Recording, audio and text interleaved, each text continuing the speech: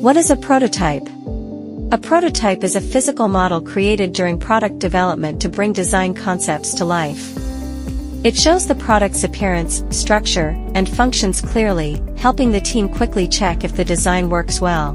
What is rapid prototyping? Rapid prototyping is a method used to quickly create tangible physical prototypes rapidly by advanced technologies like 3D printing or CNC machining, etc.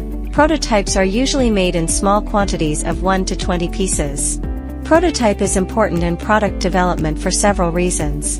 Validate design. Prototypes show the design clearly and help check if the product's look, structure, and function works as planned. Test performance. Prototypes can be tested to see if they work well in function, performance, and user experience and to find any problems early. Reduce risk. By testing prototypes, you can avoid big mistakes before mass production. Speed up development. Rapid prototyping lets you make prototypes fast, saving time in the design process. What is low-volume production? Low-volume production is the transition stage from prototypes to mass production. It usually means making 100 to 1,000 parts. It has several benefits. Flexibility.